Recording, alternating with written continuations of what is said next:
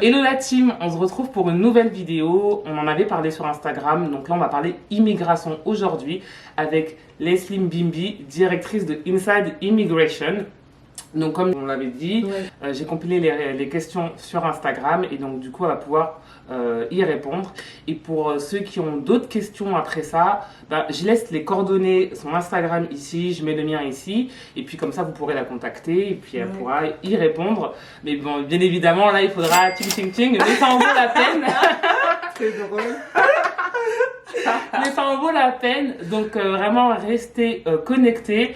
Moi j'aurais voulu avoir toutes ces questions avant d'immigrer et je trouve que c'est super important. Nous deux on a immigré, on est françaises et je pense que c'est des informations qu'on aurait voulu avoir avant d'immigrer. Donc je vais laisser Leslie se présenter qui elle est, parce que voilà, comme je l'ai dit, elle est française, quand elle est arrivée, et puis aussi nous parler de Inside Immigration, qui est sa compagnie. Tout à fait, merci pour cette belle présentation. Avec plaisir. Donc Leslie Mbimbi, moi je suis arrivée à Montréal en 2013. Avant ça, j'étais en Angleterre, puis avant ça encore, j'étais en France. Donc je suis française d'origine congolaise et donc je suis venue ici pour mes études. J'ai fait une maîtrise à l'Université du Québec à Montréal. Puis par la suite, j'ai travaillé pour différents organismes d'aide aux personnes qui désiraient s'installer ici. Et c'est ça qui m'a donné l'idée de lancer Inside Immigration, qui est donc une entreprise spécialisée en immigration et en aide à l'installation pour les personnes qui désirent donc immigrer au Canada. Ok, par rapport à ton expérience, comment en fait où tu as eu l'idée de dire je vais venir étudier au Canada, vu que tu avais déjà étudié aux États-Unis. Vu que tu avais déjà étudié aux États-Unis. En Angleterre. Donc, et pourquoi pas, peut-être tu aurais pu aussi étudier aux États-Unis, donc pourquoi le Canada et comment tu as trouvé, du coup c'est l'UQAM. Oui, tout à fait. Donc voilà, comment tu as trouvé, parce que je sais qu'il y a plein d'étudiants qui sont qui aimeraient étudier à l'étranger, mais qui ne savent pas comment s'y prendre. C'est vrai. En fait, après mes études en Angleterre, je regardais où est-ce que je pouvais étudier pour faire ma maîtrise. Parce que les frais de scolarité avaient explosé en fait en Angleterre pour les étudiants internationaux. Et la France, je voulais pas forcément retourner en France et les États-Unis trop cher. Une fois que tu as goûté à l'étranger, tu veux pas Et ma soeur était ici, Bibicha, et c'est elle qui m'a dit tu sais Leslie, moi j'ai étudié à l'université de Montréal, ça se passe super bien, tu pourrais peut-être voir si tu pourrais étudier à Montréal, c'est ça pour ta maîtrise. Je suis comme ok, donc je suis allée regarder en ligne, j'ai déposé ma demande d'admission à l'Université du Québec à Montréal, puis j'ai été admise. Et ce qui est vraiment cool, c'est qu'en tant que Français, pour ma maîtrise, en tout cas, j'ai payé comme les Québécois, donc environ 3 000 $, 3 500 $ canadiens l'année. Ce qui équivaut à 2200 ou quelque chose comme ça. C'est ça, euros, Donc c'est beaucoup moins cher qu'une année, en école de commerce qui est à 8 000 € par exemple. 2 000 € en vrai, même par rapport à certaines écoles d'ostéo, des trucs comme ça, franchement 2 000 € c'est rien pour une année à l'étranger. Non, tout à fait. Puis au premier cycle, si jamais vous voulez étudier au premier cycle, donc faire qu'on appelle ici un baccalauréat, c'est l'équivalent d'une licence, les frais de scolarité c'est environ 8 000 €, enfin 8 000 $ canadiens, donc ça fait environ 5 000, 6 000 € à peu près. Donc ça reste quand même abordable pour de très bonnes formations. Et ça a été le premier choix et le fait que c'est aussi proche des États-Unis, donc c'est un avantage non négligeable. Ça, en tout cas retenez bien les étudiants, c'est super important. Et puis je sais aussi avec des universités, des fois il y a des échanges qui se font, donc vous pouvez le faire via ce biais-là, mais si vous n'avez pas l'opportunité, c'est bien aussi de savoir que sur le côté tu peux trouver l'opportunité et la déclencher toi-même, parce que souvent on attend que l'opportunité arrive, mais tu peux aussi la déclencher. Tout à fait. Et pour préciser, j'ai pu bénéficier de ces tarifs parce qu'il y a une entente en fait France-Québec pour les frais de scolarité. Donc au lieu de payer comme les autres étudiants internationaux environ 12 000 à 16 000, voire des fois 18 000 $ l'année pour une année universitaire, c'est ça. Donc si votre pays a une entente, c'est super. Sinon, bien préparer votre budget avec vos parents les membres de votre famille qui vont vous supporter dans le cadre de votre projet d'études. C'est très important. Et du coup, comment on peut savoir si un pays a des ententes ou pas avec l'université ou avec le pays? Oui, tout à fait. Ça peut être trouvé sur le site d'IRCC, donc le site du gouvernement du Canada. Mais généralement au niveau des pays pour les ententes, pour les frais de scolarité, il va y avoir la France et la Belgique. Puis après c'est vraiment du cas par cas. Okay. Donc n'hésitez pas à vous renseigner, allez voir l'ambassade par exemple dans votre pays d'origine. En tout cas, je mettrai le site IRCC en barre d'infos, comme ça vous pourrez regarder et puis naviguer par rapport à ça. Bon, on va dive in dans les questions. Oui. Alors, première question, dans quelle situation une personne pourrait être amenée à te contacter? Ouais. Alors, une personne pourrait être amenée à me contacter si elle désire immigrer au Canada et s'installer. Donc, autant quelqu'un qui a pour objectif de venir ici, c'est pas par où commencer. Généralement, je vais proposer une consultation en immigration, comme ça on va voir les différentes options. Et par la suite proposer un forfait en fait en immigration où je vais faire la demande, que ce soit une demande de permis de travail, permis d'études, des démarches pour entrepreneurs, on fait vraiment tout type de demande et par la suite on représente donc le client auprès du gouvernement donc canadien et québécois si jamais la personne vient s'installer également au Québec. Ah mais c'est super important parce que moi je pensais que tu faisais l'immigration que au Québec. Ah non, je fais Canada à Ah ouais, oui. Ah c'est très intéressant ça les amis. C'est ça. Je suis consultante réglementée en immigration canadienne, mais aussi inscrite au registre pour les consultants du Québec. Donc je peux faire vraiment tout le pays, donc peu importe où vous voulez immigrer, je peux vous accompagner dans les démarches. Et même si vous êtes déjà sur place, je peux vous accompagner pour des renouvellements de permis d'études, permis de travail, obtention de la résidence permanente, obtention de la citoyenneté, tout ce qui touche à l'immigration en fait. Et ça c'est super important parce que moi je suis arrivée dans le cadre d'un visa fermé, donc avec l'entreprise. Ouais. Et c'est vrai que quand il a fallu renouveler, mon entreprise est passée par une entreprise, mais en tout cas toutes les entreprises avec lesquelles j'ai travaillé, il y a toujours eu des problèmes. Ouais, ils auraient dû nous appeler.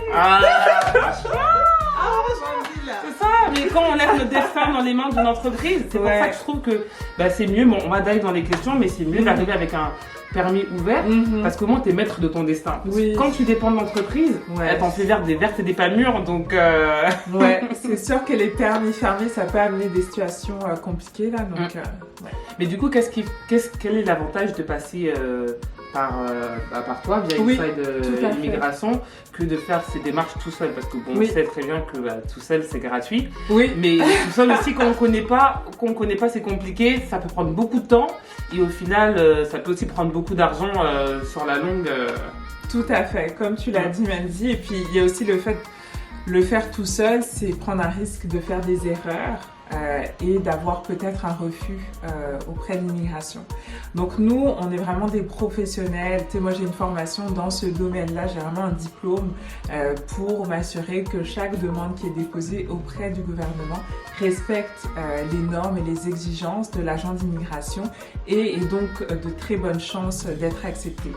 Après, au niveau de la décision, elle reste à la discrétion de l'agent d'immigration, très important, mais ça reste que un dossier qui est bien préparé, qui contient toutes les preuves pertinentes, avec les bons formulaires bien remplis, il y a plus de chances de passer et d'éviter des retards versus quand il manque certains documents, des formulaires, il manque des signatures. Et des fois, l'immigration, c'est très pointilleux. Là. Ici, c'est très pointu, ouais. Une signature, ton dossier est retourné et tu auras perdu 5 mois parce que tu te disais, oh, c'est en traitement, alors que non, c'était pas en traitement. Exactement. Et puis, il y a tellement de retard avec le Covid que... Et faut même pas perdre un seul jour. Un seul jour, ça peut tout changer. Tu peux être au haut de la pile et passer en bas de la pile. Donc, et la vie est tellement courte, les enfants, là. Donc, on peut pas perdre du temps comme ça, franchement. On peut pas perdre du temps. Si tu veux bien immigrer, passe par Inside Immigration. Attends, du coup, autre question, quels sont les différents moyens d'immigrer au Canada? Oui. Alors, je vais parler des 3 principaux moyens. Le premier moyen, c'est de venir comme visiteur. Donc, par exemple, tu es un membre de ma famille, je vais venir te voir au Canada. Tu vas me faire une lettre d'invitation, je vais remplir les formulaires, etc. Mais je vais venir comme visiteur et vraiment, mon objectif, c'est rendre visite à ma famille. L'autre façon de venir, c'est en tant que travailleur. Donc généralement, il faut avoir une offre d'emploi. C'est dans la plupart des cas, là, c'est vraiment une offre d'emploi d'un employeur canadien. Et donc, une fois qu'on a cette offre d'emploi en main, c'est ça le sésame pour démarrer les démarches pour un permis de travail. Ça peut être un permis fermé. Si jamais votre pays a une entente avec avec le Canada, donc que ça soit Expérience Internationale Canada, par exemple avec EIC, ou que vous êtes dans une situation qui vous permet d'avoir un permis de travail ouvert. Donc ouvert, c'est-à-dire que vous pouvez travailler pour n'importe quel employeur, vous n'avez pas besoin d'avoir une offre d'emploi pour appliquer pour avoir ce permis de travail. Là, dans ce cas-là, c'est de faire la demande de permis de travail et d'attendre les délais puis de l'obtenir. Puis finalement, la dernière façon de venir au Canada, au niveau des principaux moyens, là, c'est de venir comme étudiant. De faire les démarches d'admission auprès d'un établissement scolaire. Puis une fois qu'on est admis, de faire, si on parle du Québec, d'obtenir un CAQ, un certificat d'acceptation du Québec, puis un permis d'études. Et si on parle de toutes les provinces en dehors du Québec, c'est juste un permis d'études qui est nécessaire. Et dès qu'on a son permis d'études ainsi que son visa, si votre pays nécessite un visa, vous pouvez venir, et si votre pays ne nécessite pas un visa comme la France, il suffit juste d'une autorisation de voyage électronique, AVE, vous pouvez arriver sur le territoire. Est-ce que du coup c'est mieux d'avoir un permis fermé ou d'avoir un PVT? Si vous pouvez avoir un PVT, foncez, parce que c'est sûr qu'un permis ouvert, vous êtes libre, vous pouvez être travailleur autonome, donc c'est-à-dire être à son compte, être auto-entrepreneur, c'est quand même pas mal avantageux. Après, c'est une question de chance, hein. Le PVT, on sait, c'est des rondes d'invitation, donc on ne sait pas forcément quand est-ce qu'on va être sélectionné, quand est-ce qu'on va arriver au Canada. Il y a pas mal d'incertitudes autour de ça, donc je dirais quand même de tenter la chance pour un PVT, mais en parallèle également de regarder pour des offres d'emploi. Comme ça, si jamais vous êtes embauché et que vous êtes éligible à EIC, donc Expérience Internationale Canada, dans ce cas-là, d'appliquer à un jeune professionnel qui a un permis donc fermé, oui, mais au moins vous saurez, vous serez un peu plus certain au niveau de votre date d'arrivée là. C'est ça, et puis généralement quand c'est comme ça, c'est l'entreprise aussi qui gère, qui s'occupe de tout pour que vous puissiez arriver. Vu que c'est eux qui vont sponsoriser, mais encore une fois, là, le jour où tu arrives, tu te rends compte que c'est pas le travail que tu voulais. Pour changer, c'est galère. Et du coup, ça emmène à une autre question, comment on fait pour changer d'employeur lorsqu'on a un contrat fermé? Tout à fait. Si vous avez un contrat fermé, ça va dépendre de votre permis de travail.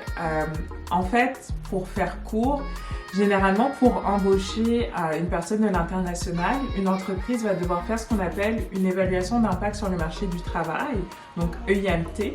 Donc, c'est des démarches pour montrer qu'il n'a pas pu trouver de résident permanent ou de Canadien pour faire le travail. C'est pour ça qu'il embauche quelqu'un d'international. Donc ça, c'est des démarches qui peuvent être assez longues, coûteuses et que les employeurs n'aiment pas faire. Et il y a des dispenses pour les EIMT, donc des démarches qui permettent d'éviter l'EIMT, et EIC fait partie de ces codes de dispense-là. Donc si par exemple vous êtes venu avec un permis de travail mais avec une EIMT, et en plus quand on parle du Québec, il y a un CAQ qui s'ajoute, un certificat d'exploitation du Québec.